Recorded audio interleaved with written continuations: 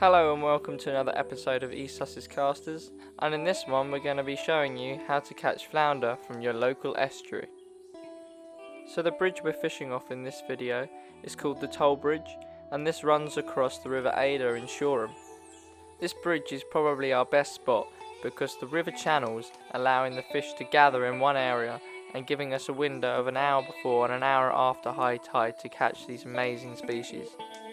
As you can see in these videos, we've previously caught flounders before when fishing off Brighton Beach. But the thing is when catching a fish off an estuary, you need to take different tactical approaches to enable you to catch the fish better. The first thing you need to think about is the gear you're going to be using. Take a small rod, anywhere between 7 to 9 foot, a light reel with some light line, anywhere between 8 to 15 pound, to enable you to have a nice fight. And distance isn't really the key when fishing off an estuary, as they can be practically underneath the bridge in which you're fishing on. So in this section I'm just going to show you how to bait up your lugworm. So this lugworm here is just the average size we'd recommend for fishing for flounders. So it's not too big, it's about half a worm, and I'm using a slightly larger hook. You'd usually use a size 4 or 5, and so this is a 2/0, so it's a bit big, but anyway, I'm going to show you just a demonstration. So you just put it through like that, and then keep going down the middle of the body, trying not to pierce the skin slightly, so then just keep going down, and then come out the end, and then bring it up and around, and pull it up the hook, just as over the eye, and that's how you do it. So that's your bait on the hook. Well, I just caught this flounder and very happy with it. Caught it on the Shoreham Toll Bridge, and yeah, I've just reeled in and I saw these strong bites and brought this in. I'm very happy with it. This was a great start to the session, and as you can see the fish was in pristine condition, and it wasn't long before Louis was back out there reeling in another fish. This is my second flounder of the session. Really good size actually. Well, for here anyway. But yeah, I'm pretty pleased with that. It's going well. As the rest of the ESC arrived, we quickly grabbed the cameras and made sure we could film Louis while he had the two fish in his hands. And here we go. I was here about an hour when I caught these. These were within about half an hour each. And so there we go. After abruptly setting up the rods, we quickly threw them out, and it wasn't long before Brad was also into a flounder. Hi, just caught this flounder. It's quite big. Got it on some Brad worm, and we're at Shoreham, off this sort of bridge here, and yeah, lots of people have been catching them today.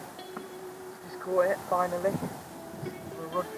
My eye on the end of my rod came off as well before I got here, so I've been fishing, just trying to see a bite, so it's been quite awkward.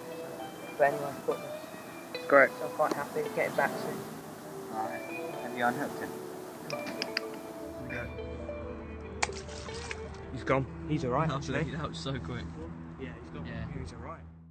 This picture was taken quickly before the unhooking of the fish, and as you can see, we were using plain pieces of lugworm with a few beads on the line.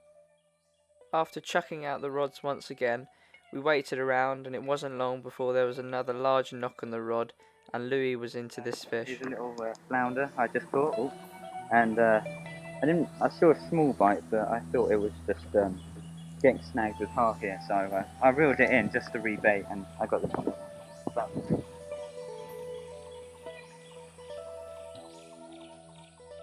After quickly returning one flounder, there was another one straight up on the bridge, and this time it was mine. I was able to quickly reel it in. It was a good fight on my light rod, and I was using a 2-hook flapper rig with some boom parts to it, which enabled me to get a bit of more control about where I wanted to place the bait on the cast. As you can see, the hook had been swallowed by the fish, but we quickly unhooked it and threw it back as it wasn't large enough to take home. And as you can see there's the rest of us just sorting out our gear as we were in a bit of a panic about the amount of fish that was coming up at this point. Moments like this can often pop up during a session, therefore you need to keep consistent and cast into the same spot, as that area will usually have the most food for the fish to feed on. And to wrap up the session, there was one more flounder which took my rod. It was a nice little one, and it came on a 1-hook rig with a few ball weights attached to the end of it to keep it secured to the bottom of the seabed. And finally, thanks again for watching, and please remember to like and subscribe.